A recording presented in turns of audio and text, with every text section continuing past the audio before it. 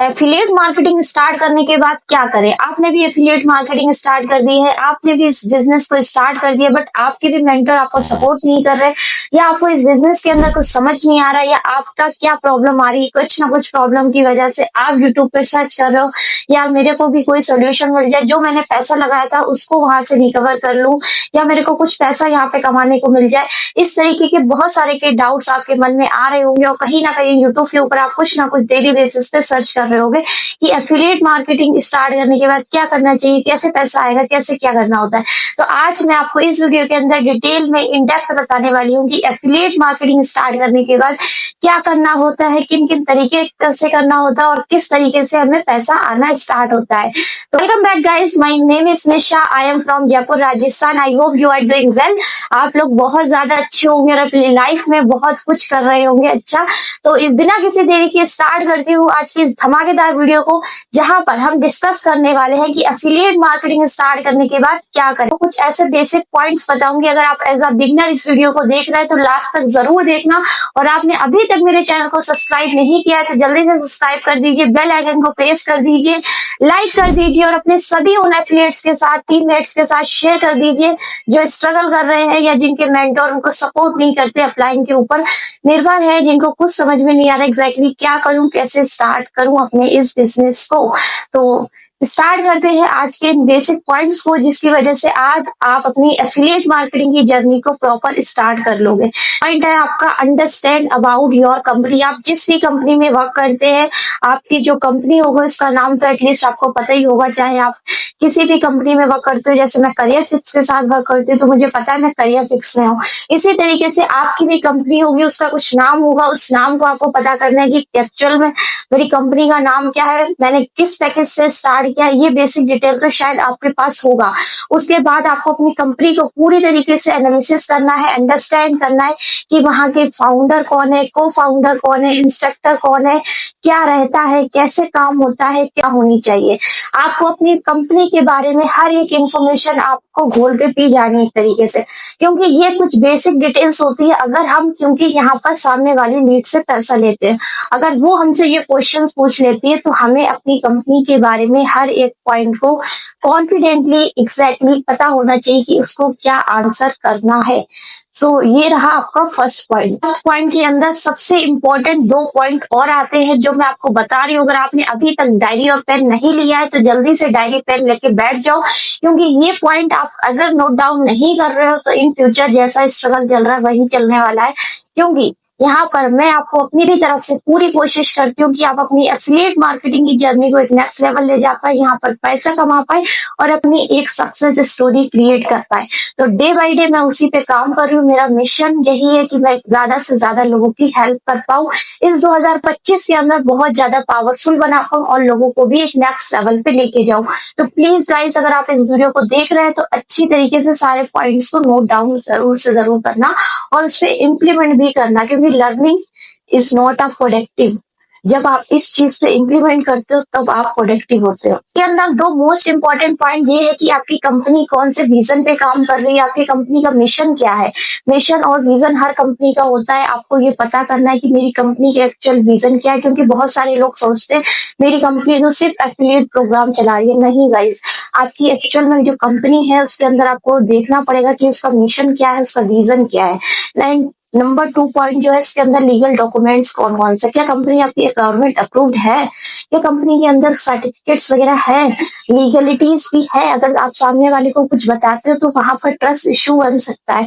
अगर आपको उसके ट्रस्ट को लेना है तो आपको ये सारी चीजें क्लियर करनी पड़ेगी। कंपनी के अंदर कुछ ना कुछ पैकेजेस होते हैं, बंडल्स होते हैं, जिसके अंदर आपका कुछ स्किल्स प्रोवाइड की जाती है, कुछ कोर्सेज सिखाए जाते हैं। तो स्टेप नंबर 2 है आपका स्टार्ट लर्निंग फ्रॉम कोर्सेज। अगर आपने अभी तक अपनी लर्निंग स्टार्ट नहीं की है उन कोर्सेज से अंदर, आप देखिए जाकर क्या कंपनी के अंदर जो आपने पैसा दिया उसकी आपको वैल्यू मिल रही है, क्या उन कोर्सेज से आपको सीख सकते हो, क्योंकि बहुत सारी स्किल्स वहां पे सिखाई जाती है। लाइक एक्सेल्स हो गया, टैली हो गया, कम्युनिकेशन स्किल्स हो गया, डिजिटल मार्केटिंग हो गया। इस तरीके की उन स्किल्स को आप सीखकर मास्टर कर सकते हो और इन्हीं स्किल्स को मोनेटाइज करके आप पैसा भी कमा सकते हो। दो तरीके से पैसा होता है हर कंपनी के अंदर, या तो आप फ्रीलांसिंग मॉडल के थ्रू पैसा कमा सकते हो या फिर एफिलिएट मॉडल के थ्रू पैसा कमा सकते हो। है स्टेप नंबर 3 के ऊपर, and your company commission structure. Commission structure को पता होना बहुत ज्यादा जरूरी है, क्योंकि हर एक बिगनर जो का स्टार्टिंग फेज होता है, जब वो एफिलिएट मार्केटिंग की जर्नी के अंदर आता है या अपना बिजनेस स्टार्ट करता है, तो उनको यही नहीं पता होता एग्जैक्टली मेरे कमीशन स्ट्रक्चर क्या है। कमीशन स्ट्रक्चर क्या होता है, जिस पैकेज से आपने स्टार्ट किया उस पैकेज को स्टार्ट करने पर आपको कंपनी क्या पैसा देती है, कितना कमीशन बनता है। जैसे फॉर एग्जाम्पल, अगर कोई प्रोडक्ट आपको 10,000 का मिला और कंपनी आपको 7,000 रुपए दे रही है, तो मतलब आपका 7,000 कमीशन बन रहा है।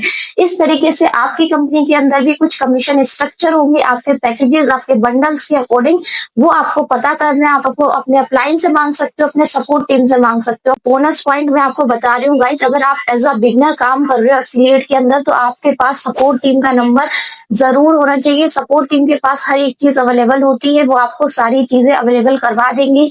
लीगैलिटीज आपको मांगना है उनसे, टेस्टिमोनियल्स होते हैं, हर एक चीज आपको वो प्रोवाइड करवा देते हैं बिना किसी देरी के। स्टेप नंबर 4 की तरफ। स्टेप नंबर 4 और भी ज्यादा बहुत ज्यादा इंपॉर्टेंट है, बिकॉज यहाँ पर आपको ट्रेनिंग अटेंड करना है अपनी कंपनी के एक्सपर्ट से।